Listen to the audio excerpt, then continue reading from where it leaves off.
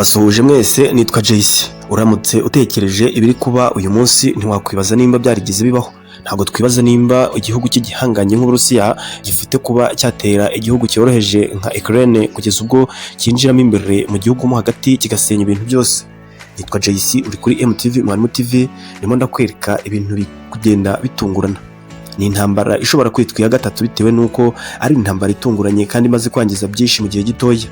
Muri Ukraine ubu ngubu bari mu marira cyane, aho rubanda ndetse n'abaturage bose badafite aho kwikinga. Nitwa yisi, ndimo ndakwereka aka kanya uburyo muri Ukraine byifashe. Ni mu gihe ingabo za Ukraine zikomeje kwisuganya ngo zihangane n'ingabo z'Uburusiya.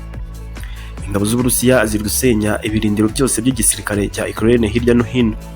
Abaturage nabo bari kurira yo kwarika, ni mu gihe kandi abadafite aho berekeza aribo benshi cyane.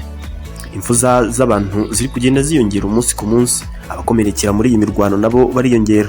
Imibare imaze gutangazwa n'inzego z'ubuzima muri iki gihugu nuko aka kanya Ukraine imaze gutakaza cyangwa imaze gupfusha abantu 198. Abo bose bamaze kubura ubuzima. Hanyuma rero abandi 1115 bo bamaze gukomeretswa. Aho ngaba bamaze gukomerekera muri iyi mirwano nibo abandi bamaze kuburira ubuzima muri iyi mirwano. Hanyuma rero muri iki gihugu tugiye kukwereka kuri uyu wa gatanu ndetse n'uwa gatandatu uko byari byifashe. Mu bice bitandukanye by'igihugu hagaragara bimwe na bimwe mu bimenyetso cyangwa se muri kimwe mu ndege za Ukraine zamaze kuraswaho cyangwa se zamaze guhanurwa n'ingabo z'Abarusiya i Kyiv. Aha mu mujyi wa Kyiv niho iyi ndege yaba yarashwanyagurikiye bitewe nuko mu gitondo cyo kuri uyu wa gatandatu ingabo za Ukraine zaramutse zikajije umutekano mu mujyi wa Kyiv, ari naho iyi ndege yaba yararasiwe. Ni mu gihe kandi Abarusiya bobo bakataje kugenda basenya inyubako zose batekereza ko zaba zikoreramo igisirikare. Ni mu gihe Prezida Vladimir Zelensky ari we gipimo cy'Abarusiya ari uri gushakishwa cyane hasi hejuru. Abarusiya rero barashe ibisasu ku nyubako isanzwe ituwemo n'abantu mu mujyi wa Kyiv mu gitondo cyo kuwa gatandatu. Ni mu gihe kandi uruganda rukora intwaro cyangwa se uruganda rwa nucleaire rwamaze gufatwa n'Abarusiya mpiri. Ni mu gihe kandi inyubako zitandukanye zo mu mujyi wa Kyiv zikomeje kugenda ziraswaho n'igisirikare cy'Abarusiya. Kwibutsa yuko kandi Kyiv uyu munsi yaba yigaruriwe n'Abarusiya bitewe nuko ingabo za Ukraine zikomeje kugenda zicika intege buke buke. Abaturage benshi bakomeje guhunga umunota ku munota, kimwe nuko abandi bakomeza kubura ubuzima muri iyi mirwano. Ikintu uri kubona cyonyine gusa ni umwotsi w'ibisasu, ni mu gihe nta tara ushobora kubona muri iki gihugu, usibye gusa urumuri rw'umuriro w'amasasu yaba arimo arasenya ahantu umuriro ukaka, hanyuma rero umujyi ukabasha kuba wagaragara. Imyotsi y'umukara niyo yiganje mu kirere cya Ukraine. Ni mu gihe kandi umunota ku wundi ingabo z'Uburusiya zigenda zisatira hirya no hino muri Ukraine, ziri kurasa cyane cyane ibirindiro by'ingabo za Ukraine. Nyamara ingabo za Ukraine nazo ziri kugenda zisuganya ngo zirebe yuko hari icyo zabasha gukora. Nitwa yisi, uri kuri UMUTAKA-TV.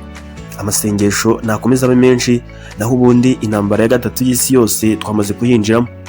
Indege ya Antonovi y'ingabo za Ukraine yamaze kuraswa kare. Kuri uyu wa gatanu igisirikare cy'Abarusiya cyahise kirasa itaranahaguruka. Hanyuma abaturage ubashije kwimukana utuntu twangu hanze niwe uri kubasha kuba yarokoka iyi ntambara. Ni intambara mu by'ukuri itunguranye mu gihe gito, ikaba imaze kwangiza ibintu byinshi cyane nk'uko bigaragara. Nitwa yisi, uri kuri UMUTAKA-TV. Utarakora subscribe waba watinze kuko ibyiza biri imbere. Ingabo za Ukraine nazo ntago zisinziriye kuko nazo zikomeje gukataza no kwisuganya. Ni mu gihe kandi Prezida w'igihugu cya Ukraine Vladimir Zelensky atangaza yuko nta musore cyangwa nta mugabo ugomba kuryama, naze afata intwaro arwanirira igihugu babashe kuba abagarura amahoro mu gihugu cyabo. Yagize ati, buri muturage wese ubashije kandi ufite akabaraga afite inshingano zo kurwanirira urwamubyaye, afite inshingano zo kurwanirira igihugu cyiwe ku buryo tugomba kwisubiza agaciro kacu, maze Vladimir Putin tukamubona apfa nk'inyamaswa. Ni amagambo ya Vladimir Zelensky. Ati, ntirengagije yuko ari jyewe gipimo cy'Abarusiya, ni jyewe uri gushakishwa, cyane yuko ejo bundi mu gihe gishize bakomeje kugenda binjira mu gihugu ari njye bashakisha cyane. Wibuke yuko uyu mugabo Vladimir Zelensky yabujijwe kenshi kuba yakwinjira mu muryango wa OTAN cyangwa NATO. Ikintu ari kuzira ni kimwe gusa, kuba yarinjiye mu muryango wa NATO cyangwa se OTAN kandi Abarusiya batabishaka.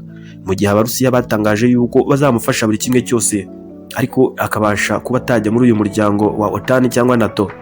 Uyu mugabo rero Vladimir Zelensky akaba yarabirenzeho akajya muri uyu muryango wa NATO. Wibutsa yuko utarakora share wabikora hakiri kare kugira ngo n'abandi ubasangize ubutumwa ndetse bamenye byinshi. Abakoranabushake batangiye guhabwa intwaro kugira ngo nabo babashe kurwana, babashe kwirukana umwanzi ari we Abarusiya mu gihugu cya Ukraine. Inyubako zitandukanye zarasenywe, ibisasu bitandukanye byarashwe ku baturage.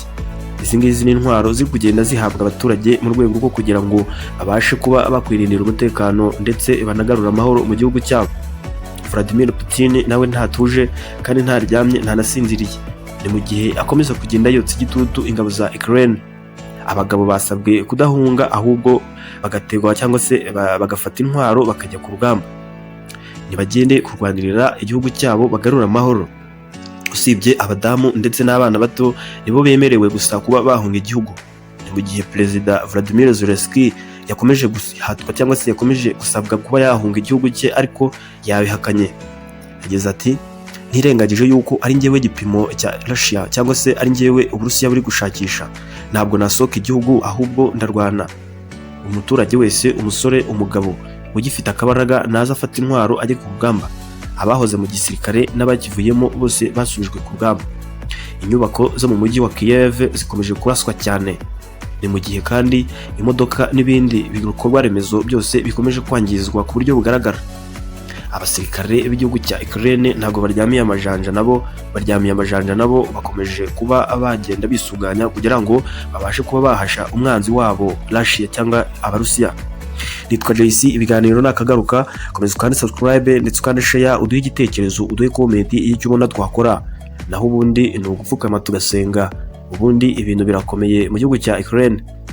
Harakuryama ariko mu gitondo iyo ubyutse muzima ubushima Imana. Amatara yarazimye usibye umuriro wonyine niwe uri kumurika gusa. Nitwa yisi, iyi ni MTV Mwarimu TV.